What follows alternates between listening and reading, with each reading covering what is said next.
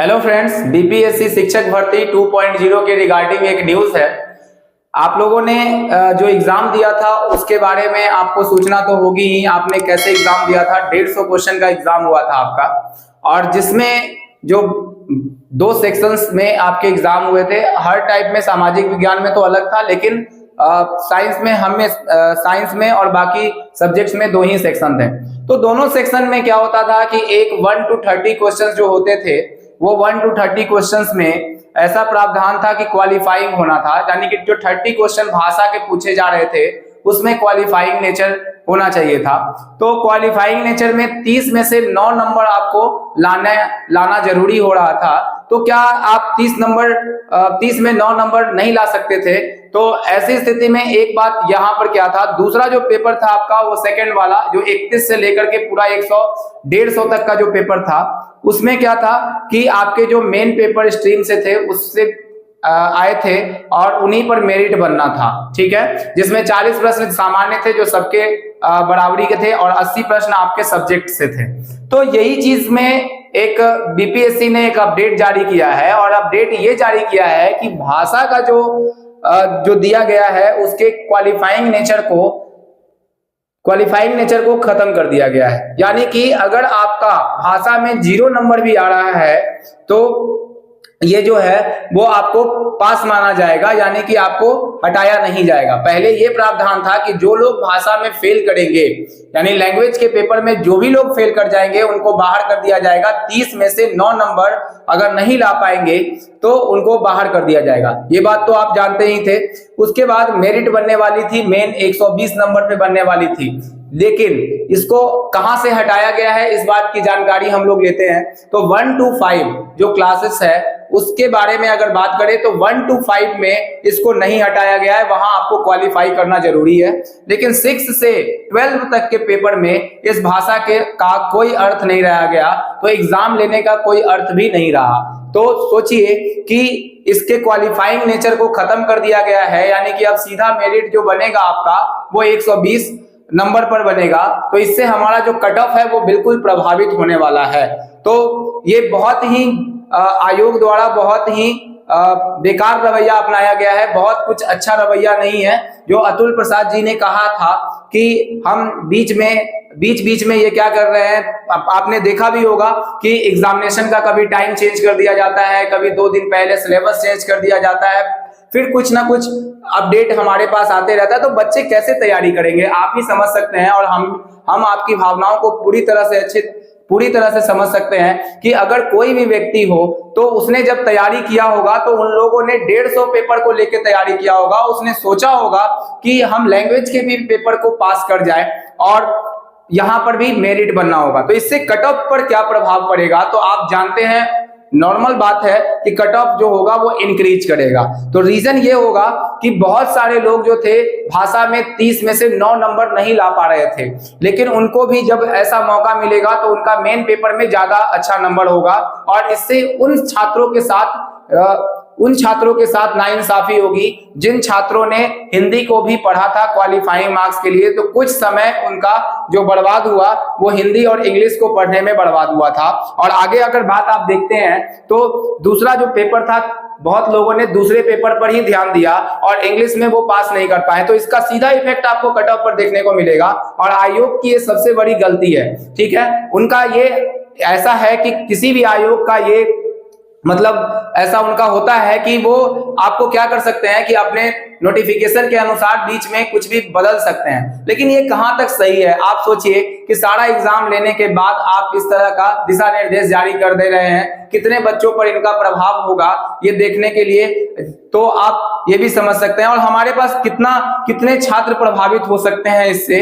तो जो गरीब बच्चे हैं वो भी सरकारी नौकरी की तैयारी करते हैं, और गरीब बच्चों का जीवन जो है यहाँ पर अधर में लटका हुआ है।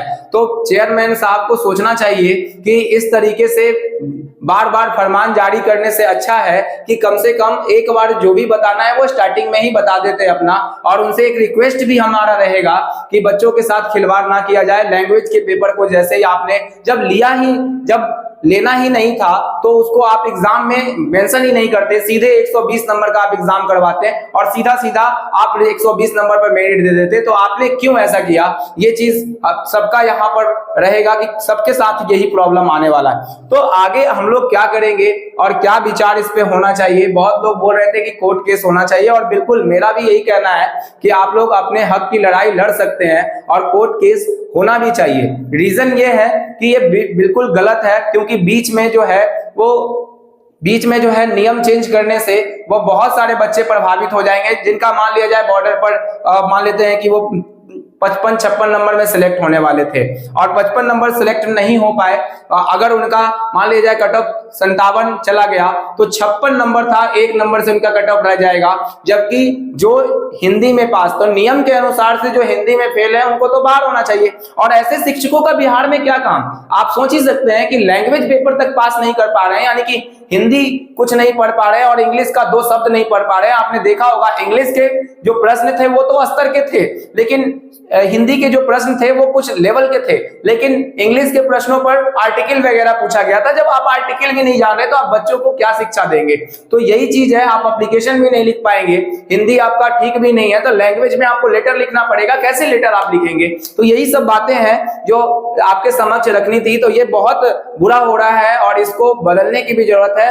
रिक्वेस्ट है चेयरमैन साहब से कि इसको बदलाव करके और तत्काल प्रभाव से सीधा सीधा उसमें क्या करें, लैंग्वेज वाले जो क्वालिफाइंग मार्क्स था उसको फिर से दोबारा उसी तरह से कर दें। नहीं तो बहुत सारे हमारे गरीब छात्र जो है वो प्रभावित होते हुए नजर आएंगे और बहुतों का सपना टूटेगा और विश्वास भी उठेगा। आप इतने बड़े बोर्ड के चेयरमैन हैं तो आपको पूरा ध्यान रखना चाहिए इन सभी बातों का कि कितने परेशान होके कहां दूर आपने सेंटर दिया, वहां भी बच्चे जाके एग्जाम दे रहे थे अपना, और उनका भविष्य कितना ही खराब हो जाएगा। चलिए हम तो आपके पूरी तरह से साथ हैं और इसमें जो भी आगे एक्शन लिया जाएगा उसमें हम आपके साथ बिल्कुल खड़े होंगे, क्योंकि ये जेन्युइन मांग है, इसमें कोई गलती नहीं है। एक चीज और था कि एनआईओ, आपने सुना था कि बीएड वाले को बाहर कर दिया गया था। क्या गलती थी उनकी जब 1 to 5 से उनको बाहर किया गया? और ये यहाँ पर एनआईओएस डीएलएड वाले की भी बात कर ले तो इनको भी बाहर किया जा रहा है। इनकी क्या गलती थी? और जो टीचर पहले से बहाल है उनको भी बाहर किया जा रहा है। तो क्या मतलब है इस चीज का? तो ये सब बातें कुछ समझ में नहीं आती है। जो भी करना था आपको कोर्स निकालने से पहले ही करना था। तो आप बोलते तो बच्चे 18 महीने की जगह 2 साल का कोर्स 4 महीने और क्यों नहीं बढ़ा लेते? ठीक है, तो उतना बढ़ा के तो वो कर ही सकते थे। जब 18 महीने झेल रहे हैं तो कुछ महीने और सही था, उनको सही कोर्स मिल जाता। तो आपने ये थोड़ा सा अजीब लग रहा है, बहुत अच्छा खासा चीज नहीं है ये, और इसके अगेंस्ट में जरूर खड़े होना चाहिए आप लोगों को भी। तो हम लोग क्या कर रहे हैं, एक टेलीग्राम का आपको लिंक प्रोवाइड करा रहे हैं, ठीक है? तो जितने भी लोग हैं ज्यादा से ज्यादा कमेंट करेंगे और इस चैनल में जो भी अपडेट, अगर आगे कोई भी अपडेट होगा तो मैं आपको तक तुरंत पहुंचाऊंगा। उसके लिए चैनल को लाइक करके सब्सक्राइब कर देंगे और सब्सक्राइब करके बेल बटन को दबा देंगे ताकि आपको पूरी नोटिफिकेशन जो है वो साथ साथ मिलती रहे। और आपको क्या करना है, टेलीग्राम लिंक का चैनल मैं दे दूंगा जिसमें आप जुड़ सकते हैं और जो भी आपको प्रश्न है इससे रिगार्डिंग, जो भी समस्याएं हैं आप वहां लिखेंगे, कमेंट ज्यादा से ज्यादा करेंगे ताकि चेयरमैन साहब को भी पता चले कि हम छात्रों की जो यूनिटी है वो कितनी है और हम लोग किस अनुसार से आगे बढ़ सकते हैं। हम अपनी हक की लड़ाई लड़ेंगे और उसमें जीत भी हासिल करेंगे। तो ये चीज बहुत जरूरी है, नहीं तो आपका कट ऑफ बहुत ज्यादा ऊपर जाएगा। और इसके रिगार्डिंग जो है बहुत सारे यूट्यूबर सब कुछ साथ है, सारे टीचर्स भी साथ देंगे। तो ये चीज बिल्कुल गलत नहीं है, आपका मांग बिल्कुल सही है और इसके रिगार्डिंग आप बिल्कुल लगे और अच्छे तरीके से लगे और इसको छोड़ना नहीं है। अगर आपने छोड़ दिया तो फिर से कोई ना कोई नया नियम आ जाएगा और फिर से आप प्रभावित होंगे। आप भी जान रहे हैं कि बहुत दिनों के बाद बिहार में जो है बहाली आई है और बहुत दिनों के कारण बिहार में बहाली आने के कारण बहुत सारे लड़के जो बीएड के कारण बहुत सारे लड़के इंतजार कर रहे थे कि ये बहाली कब आएगी, और जब बहाली आई है तो इस तरह से करना ये बिल्कुल गलत है। तो चेयरमैन साहब से भी रिक्वेस्ट है वो आप अपना क्या करें, इसको थोड़ा सा बच्चों के लिए आप भी मतलब एक अच्छे पोस्ट पे हैं और एक आईएएस भी हैं, तो थोड़ा सा ध्यान देंगे। अतुल प्रसाद सर से ये कहना है, रिक्वेस्ट है कि वो बच्चों के साथ इतना बुरा होने से रोकेंगे, क्योंकि उन्होंने ही इन नोटिस को जारी किया है और वापस इसी को उन्हीं को लेना पड़ेगा। और अगर वो लेंगे तो फिर बहुत सारे बच्चों के साथ जो नाइंसाफी होना है उससे बन जाएंगे। चलिए, तो हम लोग इतना छोटा सा अपडेट था, आगे और भी चैनल पर अपडेट देने के लिए बने रहिएगा। आप बिल्कुल इसको सब्सक्राइब करेंगे, क्योंकि जो भी नोटिस जाएगा मैं तत्काल प्रभाव से आपको पूरा बताने की कोशिश करूंगा। चलिए, नेक्स्ट वीडियो मिलते हैं, तब तक के लिए बाय।